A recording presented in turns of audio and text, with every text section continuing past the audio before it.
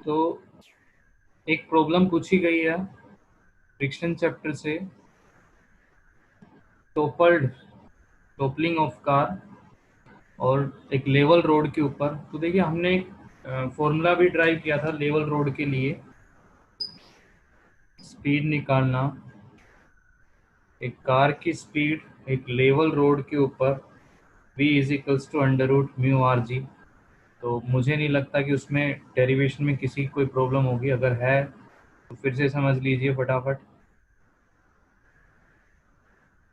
ये एक circular road हो गया भाई, लेवल है ये बैंक्ड रोड नहीं है, और इस पे कोई भी व्हीकल दिखाया हमने।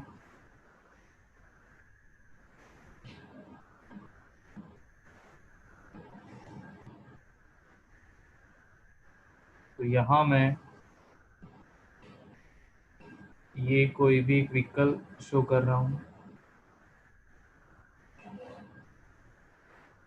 अब देखिए यहाँ कौन कौन से फोर्स एक्ट कर रहे होंगे। ये हो गया सेंटर ओ पॉइंट उस सर्कुलर रोड के लिए, मिड से ये रेडियस हमने उसका ले लिया पूरा आर। तो एक तो इस बॉडी का weight weight vertically downward mg,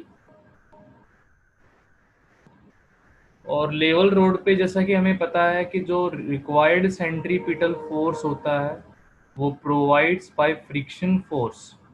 ये जो दोनों टायर है फ्रिक्शन प्रोवाइड कराता है, इसलिए वो घूम पाता है वो व्हीकल सर्कुलर रोड के ऊपर। डायरेक्शन चेंज करनी होती है उसको हर पॉइंट पे, हर मोमेंट पे। और भाई यहाँ पर एक नॉर्मल रिएक्शन दिखाते हैं हम आर।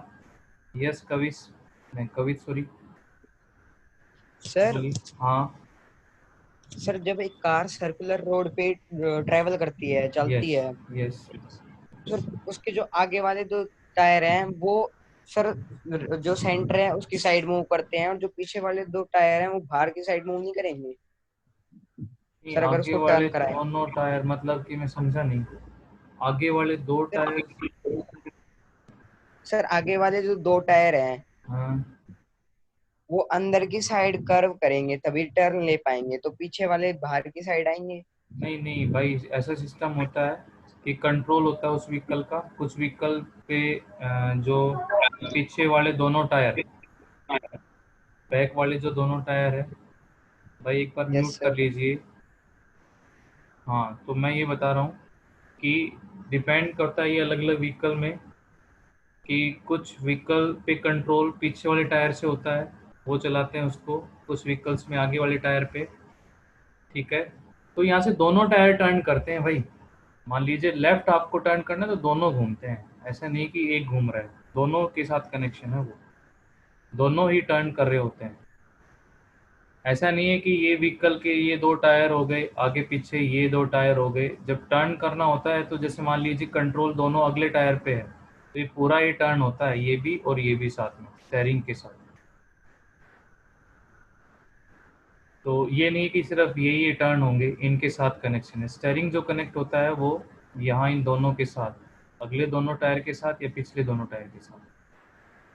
ठीक है कवि, तो दोनों ही एक साथ घूमते हैं, आगे वाले या यस पीछे सर। वाले। देखिए यस अब। सर। हाँ तो भाई मैं ये बता रहा था आपको कि यहाँ लेवल रोड के ऊपर, मैं अभी बात कर रहा हूँ लेवल रोड की, और इसके बाद हमने बैंकिंग ऑफ रोड भी एक टॉपिक पढ़ा है। तो रिक्वायर्ड सेंट्रीपिटल फोर्स जो है वो प्रोवाइड करा रहा है यहाँ पर फ्रिक्शन, फ्रिक्शन बिटवीन, ये फ्रिक्शन जो है ऑफ बोथ टायर्स। यहाँ पर ये जो दिख रहा है, एक को अगर मैं F1 लिखूँ, एक को अगर मैं फ्रिक्शन F2 से लिखूँ, तो टोटल फ्रिक्शन हमारा F इज इक्वल्स टू लिखेंगे F1 plus F2। Normal reaction को हमने ऐसे दिखाया था, इस टायर पे R1, इस टायर पे R2, इन दोनों का sum normal reaction R is equals to हमने लिख लिया है R1 प्लस R2। तो बस अब इसके ऊपर आप डेरिवेशन कर सकते हैं इसका कंप्लीट।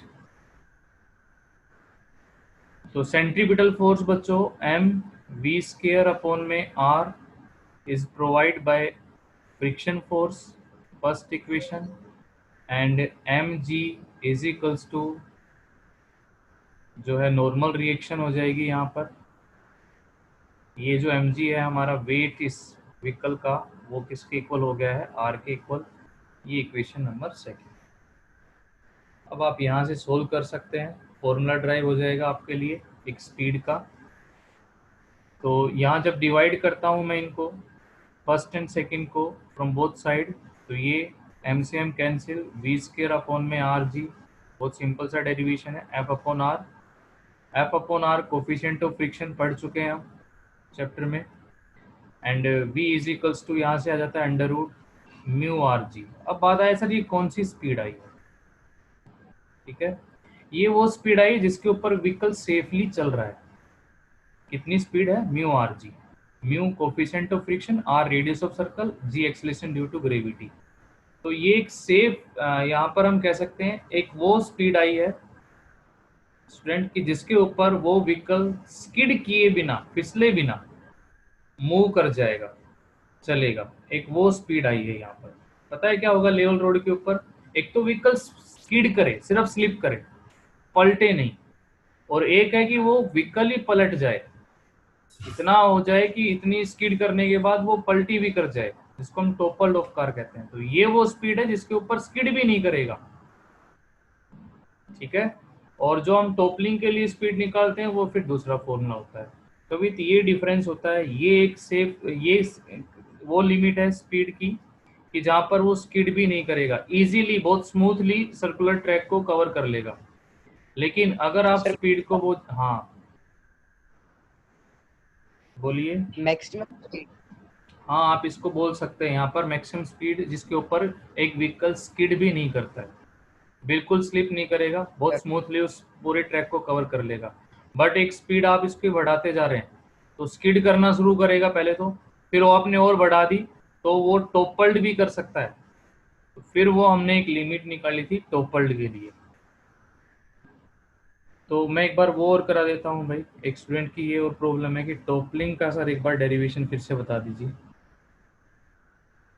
तो हमने एक डेरिवेशन बच्चों यहाँ इस यूनिट में ये भी किया है, टोपल्ड ऑफ कार या टोपलिंग ऑफ कार।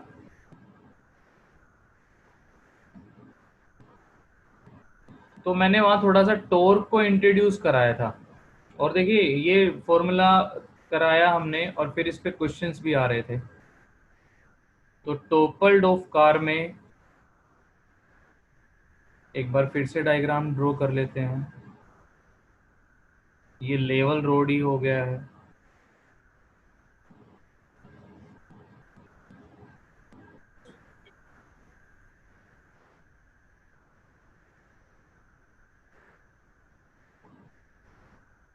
और ये इसका सेंटर हो गया है ओ पॉइंट। बच्चों यहाँ पर मैं एक पॉइंट शो करूँगा जिसको कि हम जी से लिखेंगे, और जी से मतलब समझ गए हैं आप, centre of gravity. Centre of gravity क्या होती है, तो मैं यहाँ पर अभी आपको इतना ही बताऊंगा सेंटर ऑफ ग्रेविटी में, कि जहाँ पर ना एक बॉडी बैलेंस हो जाती है। आपने कभी देखा होगा या मुझे स्क्रीन पे देख पा रहे हैं, तो ये मेरे पास लाइक एक नोटबुक है, तो एक पॉइंट इसका ऐसा होगा कि जिसके ऊपर ये बैलेंस हो जाएगी। बैलेंस होने का मतलब है ये इधर भी नहीं गिरेगी, इधर भी नहीं गिरेगी, इधर भी नहीं गिरेगी, इधर भी नहीं गिरेगी। तो स्टूडेंट होते हैं स्टंट करते रहते हैं, इस पॉइंट के ऊपर नोटबुक को घुमाते रहेंगे। वो सेंटर ऑफ ग्रेविटी पॉइंट बोल सकते हैं वहाँ पर इसका, कि वो गिर नहीं रही है। तो जिस पॉइंट पे सारी ग्रेविटी एक्ट कर रही है, जिस पॉइंट पे सारा वेट उसका एक्ट कर रहा है, उसको भी हम बोल सकते हैं सेंटर ऑफ ग्रेविटी पॉइंट। क्योंकि हम यहाँ पर मास कहाँ से लें, एम जी कहाँ से लें, मास तो चारों तरफ है इसका, यहाँ भी कुछ मास है, यहाँ भी कुछ मास है, तो हमने सेंटर ऑफ ग्रेविटी को डिसाइड कर लिया। आगे पढ़ना है हमने यूनिट 5 के अंदर कि मान लीजिए कोई भी एक ये बॉडी है, ये मूव कर रही है, एक बल्क पीस है, तो इसमें आप ऐसा स्टडी नहीं कर सकते कि इस पार्टिकल की अलग से करी जाए, इसकी अलग से, क्योंकि बहुत सारे पार्टिकल हैं इस बॉडी के अंदर तो जिससे मिलके ये बनी है। आप हर पार्टिकल की अलग अलग स्टडी नहीं कर सकते हैं, तो अब हमें जाना होता है एक पर्टिकुलर पॉइंट पे जिसको बोला जाता है सेंटर ऑफ मास या सेंटर ऑफ ग्रेविटी पॉइंट। इन दोनों में डिफरेंस भी होता है, वो मैं बताऊंगा आपको यूनिट 5 के अंदर। तो देखिए ये जो है यहाँ पर हो जाएगी सेंटर ऑफ ग्रेविटी इसकी, अर्थ सरफेस से सेंटर ऑफ ग्रेविटी की हाइट बच्चों h ले ली हमने, और जैसा कि यहाँ हम पहले भी पढ़ चुके हैं, लेवल रोड के ऊपर जो सेंट्रीपिटल फोर्स है वो फ्रिक्शन प्रोवाइड कराता है। तो इधर मैं टुवार्ड सेंटर यहाँ पर फ्रिक्शन दिखाऊंगा, एफ से लिख लिया। तो यहाँ ये फ्रिक्शन हो जाएगा, और देखिए यहाँ पर ये सेंटर पॉइंट मानता हूँ मैं दोनों टायर के बीच में। तो इस डिस्टेंस को हमने ए से लिखा था, इसको भी ए से लिखा था, और पूरा डिस्टेंस हो गया था 2a। नॉर्मल रिएक्शन इस वाले टायर की R1, इस वाले टायर की नॉर्मल रिएक्शन हमने R2 से लिखी। अब कार का पलटना, घूम के पलटना, मतलब कि यहाँ पर टॉर्क लगना, ठीक है, वो टॉर्क उसको घुमा के और फिर गिराएगा, तो जिसको हम टोपल्ड ऑफ कार कह रहे हैं। तो टॉर्क का मैंने आपको एक फॉर्मूला बताया, एक सिंबल भी है ये, R क्रॉस F। इस फॉर्मूले को सीखेंगे यूनिट 5 के अंदर, जहाँ रोटेशनल मोशन पूरा पढ़ेंगे। तो ये टॉर्क, अभी सिंपली इतना याद रखो कि जो फोर्स किसी बॉडी को टर्न करा रहा है इसलिए हम उस टर्निंग इफेक्ट ऑफ फोर्स को टॉर्क से बोल रहे हैं। तो इस टॉर्क की डायरेक्शन देखी जाती है भैया राइट हैंड स्क्रू रूल से, राइट हैंड स्क्रू रूल से इसकी डायरेक्शन देखी जाती है, वो आपने पढ़ा भी है राइट हैंड स्क्रू रूल। तो अब मुझे ये बता दीजिए, देखिए इसका एग्जांपल मैं आपको पेंडुलम का भी दे चुका हूँ, इसका एग्जांपल मैं आपको एक सी सा का भी एग्जांपल दे चुका हूँ। यहाँ पर कोई भी एक वेट है, यहाँ पर कोई भी एक वेट है, ये इसका बैलेंस पॉइंट है, ओ पॉइंट, जिसके अबाउट ये टर्न करेंगे। इसको मैं ए से लिखूं और इसको अगर मैं बी से लिखूं, यहाँ पर एक अलग फोर्स है, मान लीजिए F1, यहाँ पर एक अलग फोर्स है, वेट है F2, अलग अलग वेट के दोनों बैठे हैं, और OA और OB डिफरेंट है। और ये अगर इक्विलिब्रियम में है, रोटेशनल इक्विलिब्रियम, तो हम ऐसे देखते हैं, ये तो हो गया इसका R भैया, इसका ये हो गया है F, तो हम R से F की तरफ जाते हैं, तो एक टर्निंग मोमेंट तो ये है। ओ बी से मैं F2 जाता हूँ, एक टर्निंग मोमेंट ये है। अब आप ये देख रहे हैं कि ये जो एरो जा रहा है ये एंटी क्लॉकवाइज, ये जो एरो आ रहा है ये क्लॉकवाइज। अगर ये दोनों टॉर्क बराबर लग रहे होंगे तो ये किधर भी नहीं जाएंगे, एक जगह रुके रहेंगे। तब आपके दिमाग में एक क्वेश्चन हिट करेगा कि सर अलग अलग वेट है तो फिर कैसे रुके हुए हैं। तो ये मैं कह रहा हूं कि इनका आर अलग अलग है भाई, ये बिल्कुल बीच में नहीं है। अगर ये बिल्कुल सेंटर पे हो तो रोटेशनल इक्विलिब्रियम के लिए दोनों वेट बराबर होने चाहिए। अगर वेट डिफरेंट है तो आर डिफरेंट करके भी बैलेंस किया जा सकता है, क्योंकि torque depends on R and F. तो ये बैलेंसिंग कंडीशन होती है इसकी, जिसको कि रोटेशनल इक्विलिब्रियम में कहते हैं। मान लीजिए कार अभी नहीं पलट रही है, नहीं पलट रही का मतलब है विदाउट टोपलिंग, और नहीं पलटने का मतलब है ये है रोटेशनल इक्विलिब्रियम पे। तो नहीं पलटने का केस ले लेते हैं कि कितनी एक सेफ लिमिट स्पीड होगी। तो देखिए भाई यहाँ पर at rotational equilibrium, rotational equilibrium मतलब कि विदाउट टोपल्ड।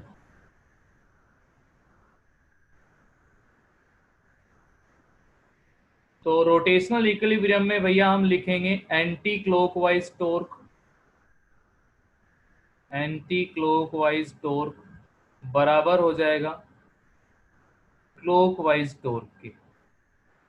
अब डायग्राम से चेक कीजिए एंटी क्लॉकवाइज टॉर्क और क्लॉकवाइज टॉर्क लग कैसे कैसे रहे हैं। देखिए भाई ये डिस्टेंस h है, इधर फ्रिक्शन F दिखा रखा है, तो ऐसे जा रहा हूं मैं इस पॉइंट के अबाउट, तो H से F पे गया ऐसे, तो ये एक तरह से ऐसे मूवमेंट हुआ है। ये इसको आप कौन सा बोलेंगे, क्लॉकवाइज या anti clockwise? Clockwise. Clockwise. Clockwise. तो एक टॉर्क तो हो गया है हमारा H इंटू एफ, क्लॉकवाइज में रखा। और चेक करते हैं कि कहाँ से लग रहा होगा, इसी पॉइंट से अगर मैं नीचे जाके देखूँ, ये रहा डिस्टेंस। थोड़ा सा ना इसको 3 डायमेंशन में समझिएगा कि ये टोपल्ड करना तो मतलब कि क्लॉकवाइज घूम के गिरना या एंटी क्लॉकवाइज अबाउट सेंटर, ये सेंटर रहा, ठीक है। तो सेंटर पॉइंट से अगर मैं इस R1 और R2 के साथ देखता हूं तो ये हमारा A है, ये A, ये डिस्टेंस हो गया जो R का काम करेगा, और ये फोर्स हो गया ऊपर R1। तो ऐसे जाके भाई इधर जा रहा हूँ R1 की तरफ, तो एक टॉर्क ये भी लग रहा है, और ये भी कौन सी डायरेक्शन में लग रहा है, क्लॉकवाइज ही। क्लॉकवाइज। तो इसमें हम एक और टॉर्क ऐड करेंगे क्लॉकवाइज में, क्योंकि क्लॉकवाइज में एक और हेल्प कर रहा है हमारी, A इंटू में R1 यहाँ पर एक फोर्स।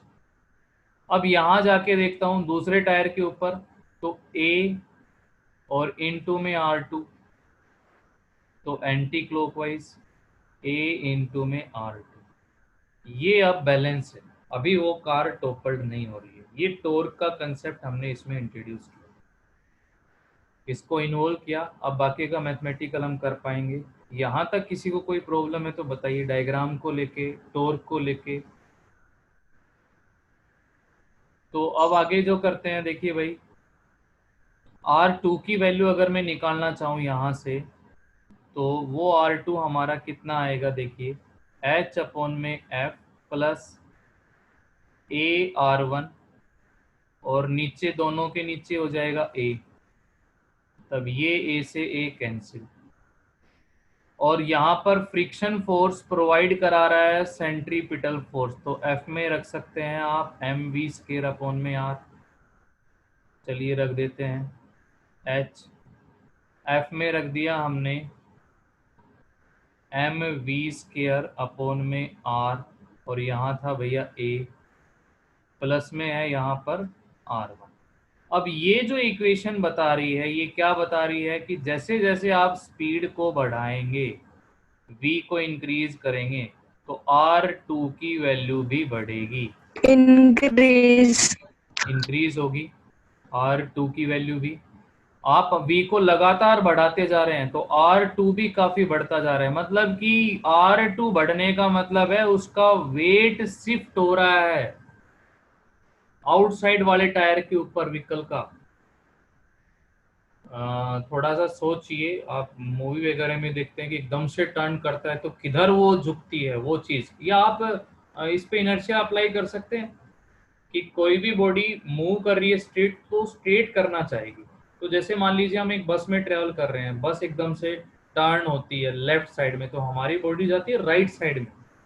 ऐसे यहाँ पर है कि यहाँ इस टायर पे उस कार का वेट शिफ्ट हो रहा है, तो R2 की वैल्यू बढ़ रही है। अब R2 की वैल्यू काफी ज्यादा हो जाएगी कंपेरेबल टू R1, तो यहाँ पर ये V बढ़ जाने से ये टर्म बढ़ रही है। R2 डिपेंड हो रहा है ऑलमोस्ट इसके ऊपर, तो इस पे डिपेंड नहीं हो रहा है। तब यहाँ पर हम R1 को इग्नोर कर सकते हैं अप्रोक्सीमेटली 0, क्योंकि सारा वेट R2 पे चला गया। तो यहाँ जो हमने लिखा था कि R1 plus R2 is equals to mg, वहाँ R1 को 0 कर देंगे तो हमारा R2 इज इक्वल्स टू हो जाएगा भैया यहाँ से mg, और एक R2 यहाँ से आ गया है, क्या R2 इज इक्वल्स टू कितना आ एच गया, एम h, वी स्क्वायर। हाँ अपॉन में AR, प्लस में 0 हो ही गया ये, और ये R2 आया आल्सो किसके बराबर, mg। तब हम m से m कैंसिल कर सकते हैं, और v की वैल्यू जो आएगी वो आएगी ARG अपॉन में h, और इस पे अंडर रूट। ये एक वो लिमिट है स्पीड की कि जिसके ऊपर कार पलटी ही नहीं होगी, ठीक है। इससे कम के ऊपर स्किड कर सकती है लेकिन पलटेगी नहीं, ठीक है। तो स्किड भी ना करे वो क्या होनी चाहिए, वो अभी हमने की थी under root mu R G, और इसके ऊपर स्किड भी और टोपल्ड करेगी करेगी इससे ज्यादा जैसे ही करी तो ये दो स्पीड है भाई। इसको हम कहते हैं maximum safe limit of speed. यहाँ पर ये वो स्पीड है जिसके ऊपर वो इजीली नॉर्मली एक सर्कुलर ट्रैक को बहुत स्मूथली कवर कर जाएगी।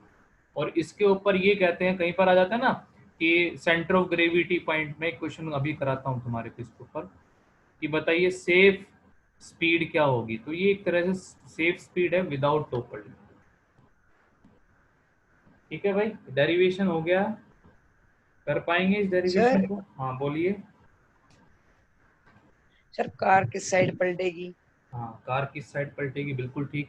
देखिए आपका क्या बढ़ा था, R2 बढ़ा था, ठीक है, और R2 बढ़ने से टॉर्क बढ़ रहा है। अब R2 कौन से में था, एंटी क्लॉकवाइज में, तो किधर घूमेगी वो, एंटी क्लॉकवाइज, क्योंकि R2 बढ़ने से एंटी क्लॉकवाइज टॉर्क बढ़ा, और जो टॉर्क बढ़ेगा वो अपने अलोंग घुमा देगा उसको। तो R2 बढ़ने से एंटी क्लॉकवाइज टॉर्क है, और एंटी क्लॉकवाइज डायरेक्शन में वो पलटी कर जाएगी। तो ये हम इसमें बता सकते हैं। सर एंटी क्लॉकवाइज में फ्रिक्शन क्यों नहीं कंसिडर किया हमने? नहीं, फ्रिक्शन है ना, फ्रिक्शन ये ले लिया ना हमने, टोटल फ्रिक्शन, फ्रिक्शन तो सारा टुवार्ड द सेंटर लग रहा था, तो फ्रिक्शन की वजह से जो टॉर्क आया वो हमने पूरा ले लिया यहाँ पर एक ही पॉइंट पे। जो ये हमने H/F लिखा है, यहाँ ले लिया फ्रिक्शन पूरा, क्योंकि दोनों टायर का फ्रिक्शन तो टुवार्ड द सेंटर ही चल रहा था, ये भी इधर है और ये भी इधर है। तो टोटल ओवरऑल फ्रिक्शन की वजह से, देखो इन दोनों का टोटल लिया तो मैंने बॉडी का टोटल लिया, centre of gravity point, friction और सेंटर ऑफ ग्रेविटी, ये पूरा ओवरऑल हो गया। फ्रिक्शन दोनों टायर से फोर्स, और वेट पूरा यहाँ पर एक्ट कर रहा है, तो इसकी वजह से एक टॉर्क हमने निकाल लिया। दोनों अलग अलग ना निकाल के कि एक का F1 फिर एक का F2, तो फिर हमें टॉर्क कैसे पता चलता, कहाँ से डिस्टेंस लेते अगर आप सिर्फ इसका F1 कंसिडर करते। तो पूरी ओवरऑल पूरी बॉडी के लिए मैंने टोटल फ्रिक्शन F लिया, तो ओवरऑल पूरा वेट के लिए मैंने point centre of gravity choose किया। तो फ्रिक्शन ले रखा है यहाँ, फ्रिक्शन तो इग्नोर किया ही नहीं है, पूरी कार के लिए फ्रिक्शन लिया है यहाँ पर। सर यस बोलो। सर अगर हमारी वेलोसिटी AR√ARg/H के इक्वल भी होगी तो भी टोपल करेगी? नहीं, यहाँ टोपल्ड नहीं करेगी, ये एक सेफ लिमिट स्पीड है विदाउट टोपल्ड के लिए, क्योंकि मैंने क्या किया है, दोनों टॉर्क को कंपेयर किया है। दोनों टॉर्क कंपेयर करने का मतलब बॉडी किधर भी नहीं घूम रही है, बैलेंस है अभी वो। इससे ज्यादा जैसी स्पीड होगी तब वो गिरेगी, क्योंकि मैंने जो डेरिवेशन किया है उसमें दोनों टॉर्क को बराबर रखा है। बराबर रखने का मतलब clockwise torque is equals to anti clockwise torque. Yes ठीक है कवि। Yes sir. एक क्वेश्चन करके दिखाओ चलो बच्चों इसके ऊपर, अभी टॉपिक क्या है तो एक क्वेश्चन भी कर लेते हैं। कहता है रेलवे कैरीज,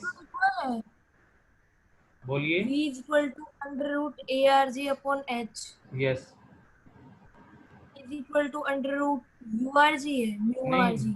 म्यू ये अलग है, ये लेवल रोड के ऊपर था, ये फॉर्मूला हमने पहले किया था वो है, और ये फॉर्मूला टोपल्ड के लिए है। मैं एक बार फिर से रिपीट कर दूं, ये वो स्पीड है जिसके ऊपर विदाउट स्किड किए हुए वो व्हीकल इजीली मतलब सर्कुलर ट्रैक को पूरा कवर कर लेगा, कोई भी इसमें रिस्क नहीं है 1% भी ना स्किड करने का। यहाँ पर क्या है कि इसमें इस स्पीड के ऊपर, मतलब ज्यादा होगी ये स्पीड, ठीक है, इस स्पीड से जैसे ही थोड़ी सी बढ़ाओगे तो वो स्किड करती हुई टोपल्ड कर जाएगी, टर्न करके गिर जाएगी वो। लेकिन इस स्पीड के ऊपर बिना स्किड किए हुए बहुत इजीली पूरे ट्रैक को कवर कर जाएगी। तो ये अलग अलग दोनों फॉर्मूले हैं। इसको क्वेश्चन में सेफ स्पीड के लिए भी बोला जाता है, या कहेगा विदाउट टोपल, और ये इसलिए विदाउट टोपल क्योंकि दोनों टॉर्क को हमने बैलेंस किया है। क्वेश्चन आता है, a railway carriage has its centre of gravity at a height 1 metre above the rail. पटरियों से 1 मीटर हाइट के ऊपर उस रेलवे कैरीज की सेंटर ऑफ ग्रेविटी दे दी है। अब सेंटर ऑफ ग्रेविटी को इन्वॉल्व करना है ना, तो इससे भी थोड़ा सा आइडिया लग जाएगा भैया।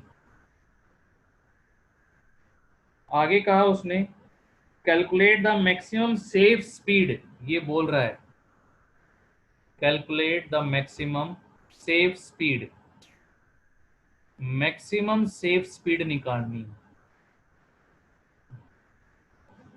Eight which it can travel round a unbanked curve. Level के लिए है ये, जिसको कि कवर कर रही है अनबैंक्ड कर्व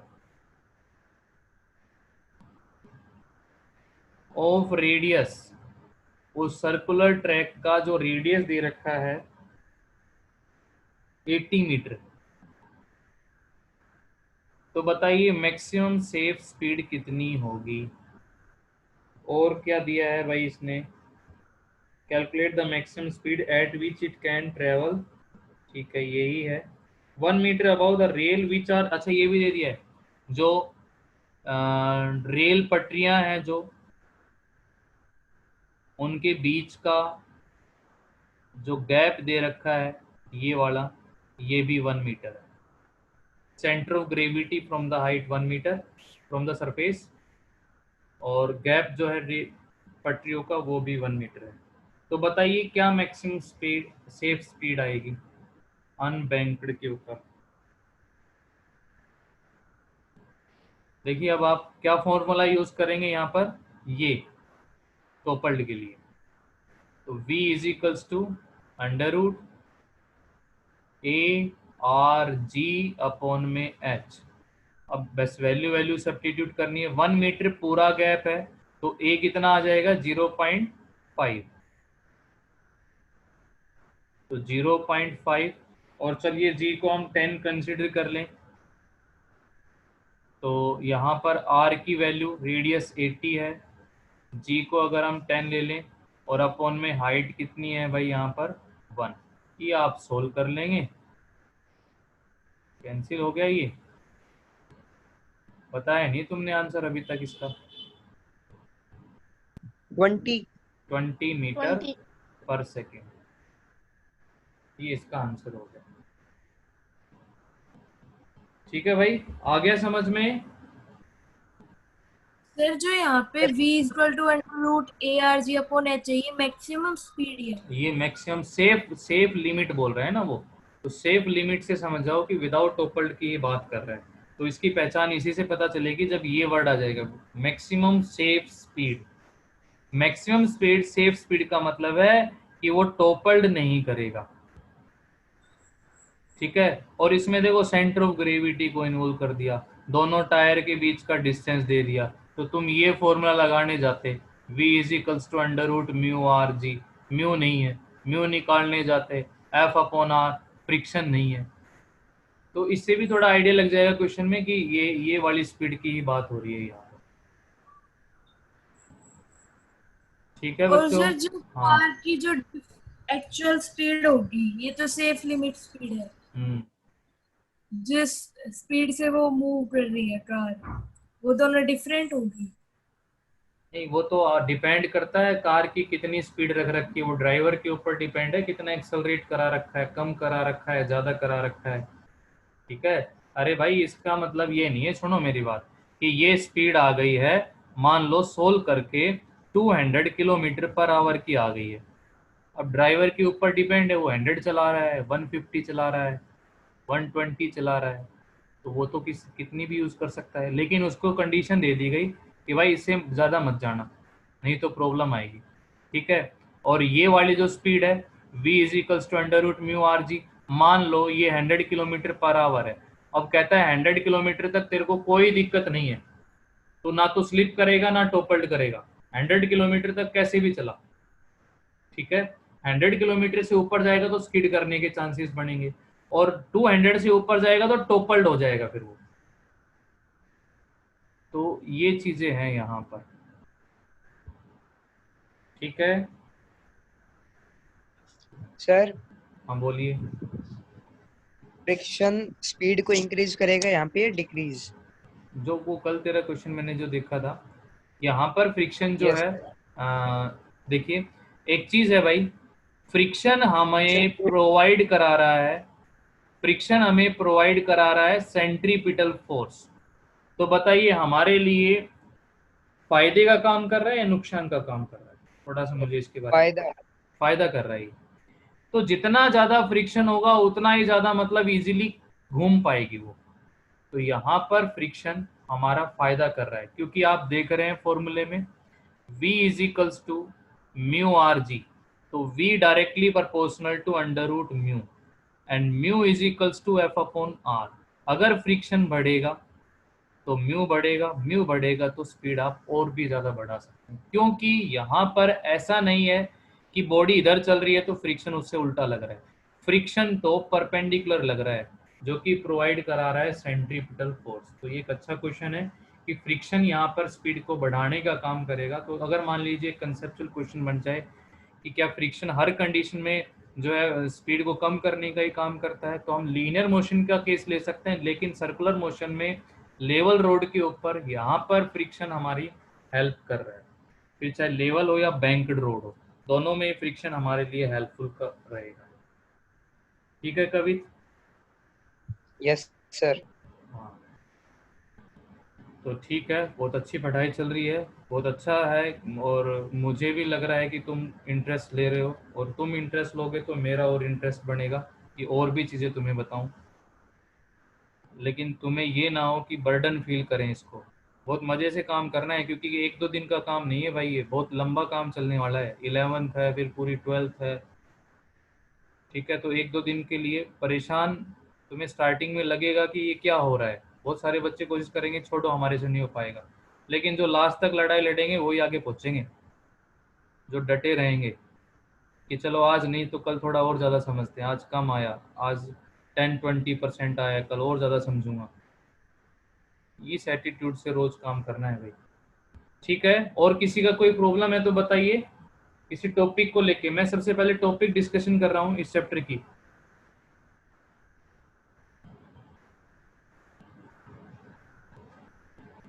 बच्चों बताइए, किसी का और कोई डाउट है तो।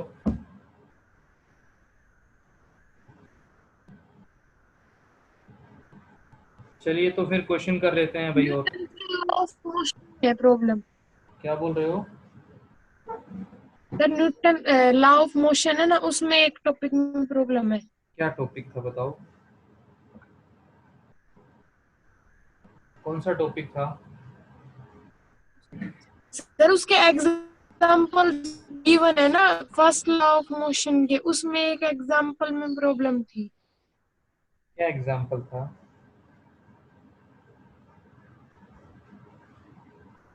लॉज ऑफ मोशन में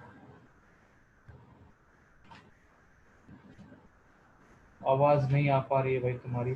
ऐसा क्या करो कि तुम है ना, मेरे पास मैंने बता रखा है आप लोगों को कि मैसेज छोड़ दिया करो, तो फिर वो डिस्कशन हो जाए।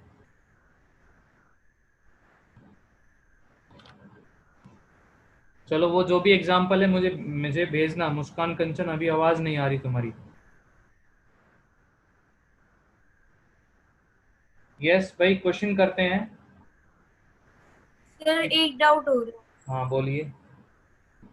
सर जो बेंडिंग ऑफ साइक्लिस्ट है उसमें जो फ्रिक्शन आई थी वो √√R g tan थीटा आई थी, तो ये भी मैक्सिमम सेफ लिमिट स्पीड है। हाँ, ये वो स्पीड है, इसकी मैक्सिमम स्पीड है, इसके बाद वो जो है गिर जाएगा। हाँ मैं चेक कर लूंगा अभी पेज नंबर 5.4 पे। ठीक, बेंडिंग ऑफ साइक्लिस्ट। देख मैं एक क्वेश्चन कराता हूँ अभी निकिता, इसी से रिलेटेड। हाँ एक बार भाई मैं आपको बता देता हूँ कि दोबारा से हमें क्लास को ज्वाइन करना पड़ेगा अभी कुछ टाइम के बाद, तो आ जाना फटाफट। एग्जाम्पल ये है हमारा, ए साइक्लिस्ट। एक सेकंड भाई, एक सेकंड, मैं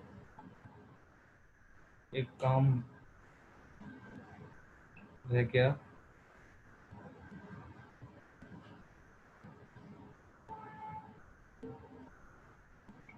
एक टेस्ट भेज देता हूँ मैं 12th क्लास के लिए, फिर करेंगे क्लास को कंटिन्यू।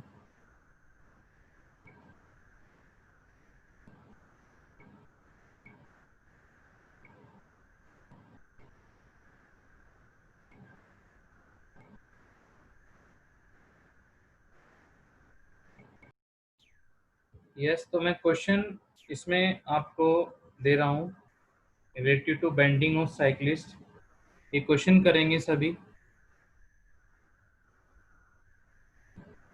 क्वेश्चन है हमारा, कहता है cyclist speeding at 18 kilometre per hour. ये स्पीड दे दी है उस साइक्लिस्ट के लिए। On a level road takes a sharp circular turn, takes a sharp circular turn एक टर्न लेता है, सर्कुलर टर्न, लेवल रोड पे चलता हुआ एकदम से टर्न लेता है, और रेडियस दे रखा है 3 मीटर। उस सर्कुलर टर्न के लिए जो रेडियस दिया है वो is equals to 3 metre. Without reducing the speed, और देखिए स्पीड कम नहीं कर रहा है, without reducing the speed, speed को कम किए बिना ही, स्पीड को कम किए बिना ही उसने 3 मीटर रेडियस का टर्न लिया, and without bending toward the centre, और विदाउट बेंड, खुद बेंड भी नहीं हुआ,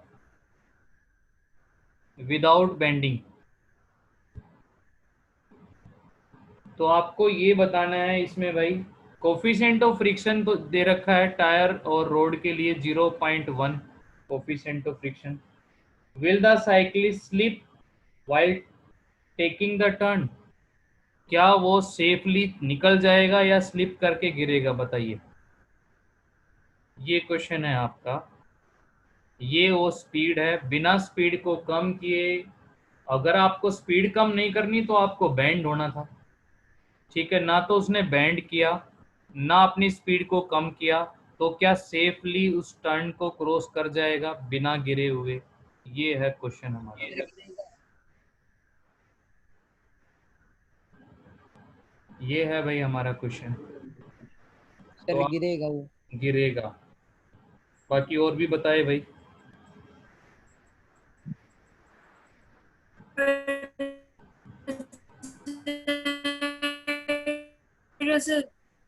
आवाज क्लियर नहीं आती भाई, नेटवर्क की बड़ी प्रॉब्लम है ये। निकिता दोबारा से रिपीट करो आंसर, क्या बताया तुमने?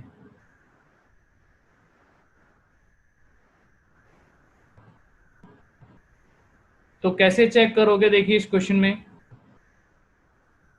नहीं गिरेगा सर। नहीं गिरेगा। चलो देखते हैं गिरेगा या नहीं गिरेगा। उस साइक्लिस्ट की स्पीड थी 18 किलोमीटर पर आवर की, इसको आप मीटर पर सेकंड में कन्वर्ट कर लेंगे, 18 अपॉन में 5/18, ठीक है। तो ये रहेगा तब वो टर्न लेगा तब 5 मीटर पर सेकंड, 5 मीटर पर सेकंड कोफिशिएंट ऑफ फ्रिक्शन ये। अब अगर हम बात करें यहां पर कि उसकी स्पीड कितनी आएगी, उसकी मैक्सिमम स्पीड, तो हमने बेंडिंग ऑफ साइक्लिस्ट के केस में किया था, लेकिन जब वो बैंड हो रहा था, यहाँ पर बैंड नहीं हो रहा है, तो फॉर्मूला क्या लेंगे आप, v is equals to under root mu R G, ये वाला फॉर्मूला। वो नहीं लगाना है टेन थीटा वाला, वो तो बैंड होने का केस था ना, बेंडिंग करता है अपने आप को सेफ रखने के लिए। ये ना तो बैंड हो रहा है ना स्पीड को कम कर रहा है। अब वैल्यू जरा इसमें पुटअप करना, तो अंडर रूट 0.1 आर दिया हमारे को 3 मीटर का, तो आर हमारे को गिवन है भाई 3 मीटर, और बाकी इसमें जी की वैल्यू पुटअप कर देंगे। जी को चलिए अप्रोक्सीमेटली मैं यहाँ पर 10 ले लेता हूँ, तो ये डेसिमल हटाया हमने, कैंसिल, अंडर रूट 3 1.732, ये आई है उसकी मैक्सिमम सेफ स्पीड जिस पे वो बिना गिरे हुए चल सकता था। लेकिन यहाँ तो उसकी स्पीड 5 मीटर पर सेकंड आ रही है, ये 5 मीटर पर सेकंड तो इस वाली स्पीड से ज़्यादा है, तो डेफिनेट है या तो वो अपने आप को बैंड करता या अपनी स्पीड को रिड्यूस करता, ना तो बैंड किया ना स्पीड को रिड्यूस करा, तो वो गिरेगा। आया है भाई ये क्वेश्चन समझ में? Yes sir. तो वो जो है गिर जाएगा, यहाँ पर स्किड कर जाएगा, क्योंकि उसकी जो स्पीड है वो ज़्यादा है। चलिए और क्वेश्चन कर लेते हैं, करना भी क्वेश्चंस। और नेक्स्ट क्वेश्चन में कराता हूं इसमें आपको दिया गया यहाँ पर find the force required to move a train, कहता है फोर्स रिक्वायर्ड बताइए, find the force required to move a train of 2000 quintal 2000 quintal को मूव कराया up an incline, up and an incline, और इंक्लाइन है 1/50 without an with an acceleration, ये भी है विद एन एक्सेलरेशन, यहां पर थोड़ा रिपीट हो जाएगा हमारा इंक्लाइन प्लेन वाले question, with an acceleration 2 metre per second square, force of friction दे रखा है यहाँ पर, ये शायद मैं क्वेश्चन कर भी चुके हैं शायद, है ना, चलो एक बार देख लेना। तो फ्रिक्शन जो दिया है यहाँ पर 0.5 न्यूटन पर क्विंटल पे दिया है ये, अगर 1 क्विंटल होगा तो इतना फ्रिक्शन लग रहा होगा 0.5 न्यूटन, अब क्विंटल इतना है उसका मास, तो बताइए आपको यहाँ पर कितना फोर्स लगाना पड़ेगा उस ट्रेन को मूव अप कराने पे इंक्लाइन प्लेन के लिए। तो ये एक इंक्लाइन प्लेन का क्वेश्चन है भाई, कर चुके इंक्लाइन प्लेन के क्वेश्चन, कैसे आप रिजोल्यूशन करते हैं, एक्सेलरेटेड मोशन में कैसे इक्वेशन बनाएंगे, कांस्टेंट स्पीड के लिए कैसे इक्वेशन बनाएंगे। चलिए कीजिए इसको ट्राई, कितना फोर्स रिक्वायर्ड रहेगा यहाँ पर, एफ की value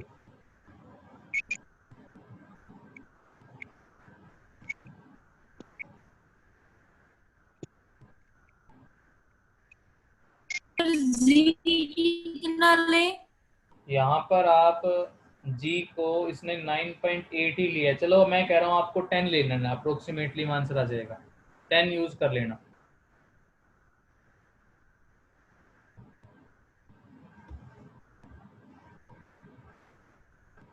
take G is equals to 10 metre per second square.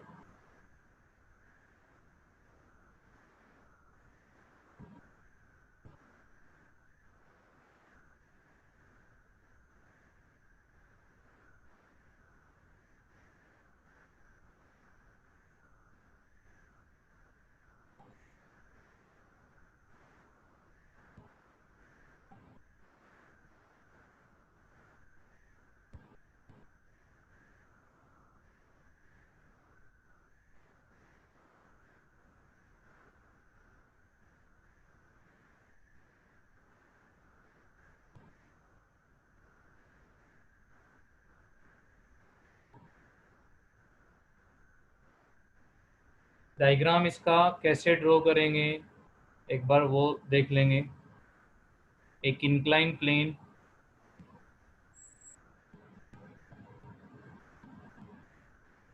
और इसका मतलब आप समझते हैं 1/50, 1/50 का मतलब है आप 50 ऐसे गए तो हाइट आपकी यहाँ से आई 1, ये एंगल थीटा,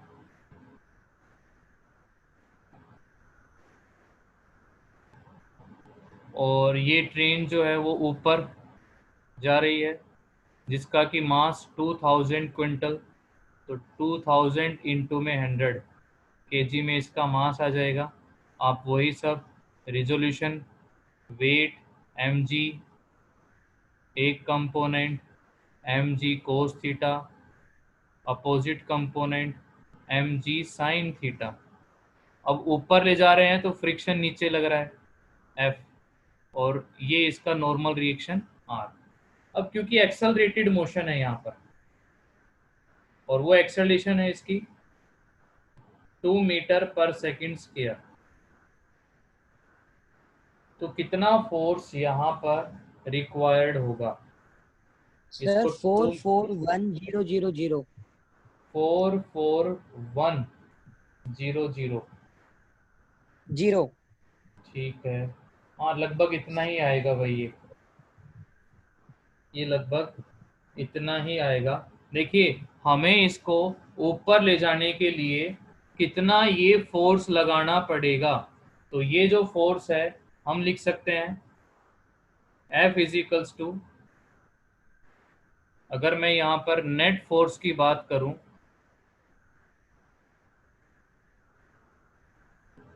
ठीक है भाई, तो ये हमारा यहाँ से नेट फोर्स कितना आ जाएगा, मास इनटू एक्सेलरेशन से ये फोर्स, ठीक है। F यहाँ पर हमने अप्लाई किया, एक्सेलरेट कराना है इसको 2 मीटर पर सेकंड स्क्वायर की स्पीड से। अपोजिट क्या क्या लग रहा है इसमें, mg साइन थीटा लग रहा है, और एक फ्रिक्शन, फ्रिक्शन आप टोटल भी निकाल सकते हैं। पहले टोटल कैसे निकालेंगे, 0.5 न्यूटन पर क्विंटल पे है, क्विंटल कितना है ये 2000,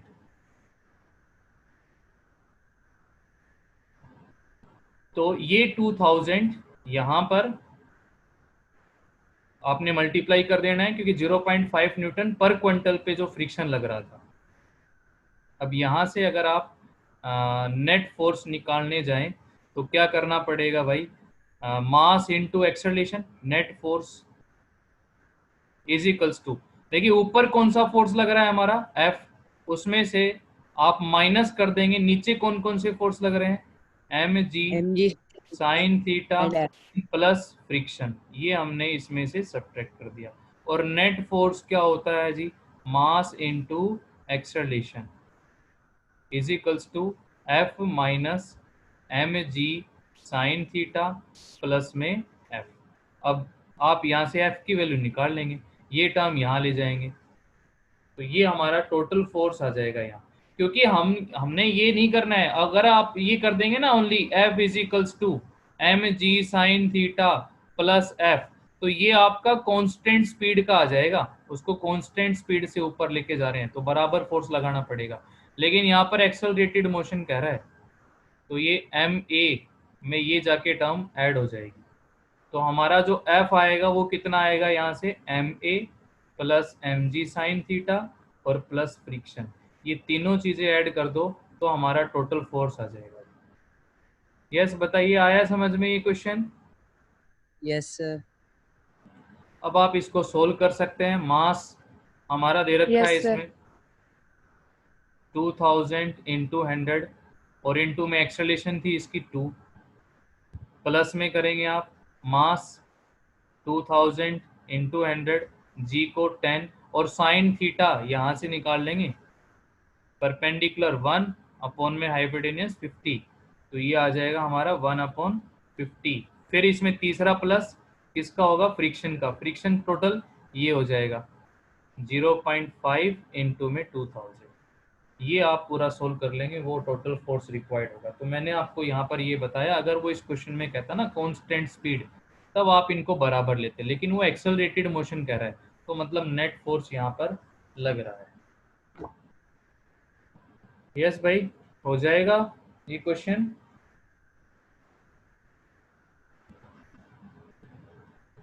बताइए। चलो एक और क्वेश्चन करते हैं इसी से रिलेटेड। नेक्स्ट क्वेश्चन, एक और क्वेश्चन करके दिखाओ। अब क्वेश्चन में है कि एन इंजन ऑफ मास,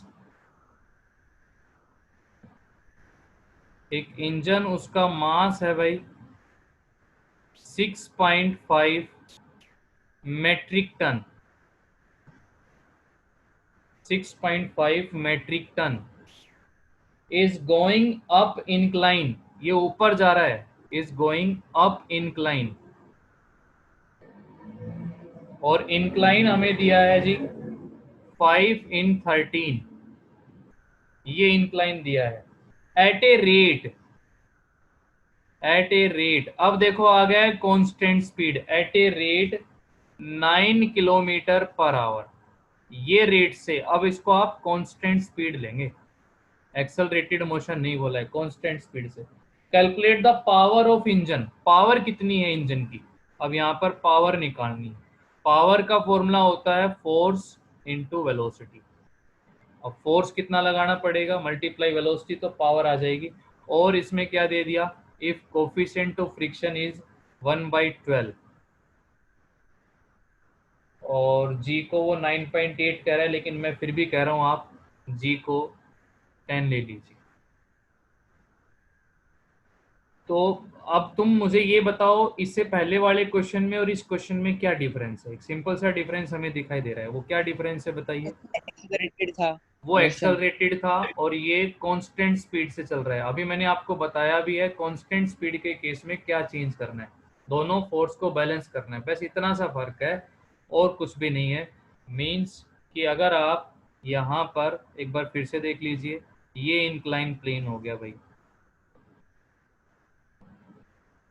ये एंगल हमारा थीटा हो गया है 5 in 13, ठीक है। इसका मतलब क्या है, 13 ये है और 5 ये है। अब वो जो इंजन ऊपर जा रहा है, एफ फोर्स, नीचे क्या लग रहा होगा, mg साइन थीटा, और नीचे क्या लग रहा होगा, फ्रिक्शन। यहाँ पर mg, ये mg कोस थीटा, और इधर नॉर्मल रिएक्शन। तो अब फोर्स कितना लगाना पड़ेगा, तो आंसर आएगा sir mg sine theta plus f। ये f कितना लेंगे, f इजिकल्स टू सर लिया जाएगा म्यू आर, फिर r कितना लेंगे, f is equals to mu R में रखेंगे mg कोस थीटा। तो फोर्स आपका आएगा mg sine theta plus mu mg cos theta, और यहाँ से mg कॉमन निकाल के आप लिख सकते हैं sign theta plus mu cos theta. आप दोनों वैल्यू चाहिए भाई, साइन की भी और कोस की भी। तो आपके पास ये हाइपोटेन्यूस है, ये परपेंडिकुलर है। कोस के लिए आपको बेस भी निकालना पड़ेगा, पाइथागोरस से बेस निकाल लेंगे, फिर कोस की वैल्यू इसमें, साइन की वैल्यू इसमें, कोफिशिएंट ऑफ फ्रिक्शन की इसमें, mg अब 6.5 मेट्रिक टन है, इसको किलोग्राम में कन्वर्ट कर लेंगे। तो बताइए कैसे किलोग्राम में कन्वर्ट करोगे इसको। 6.5 मल्टीप्लाई 10 की पावर 3।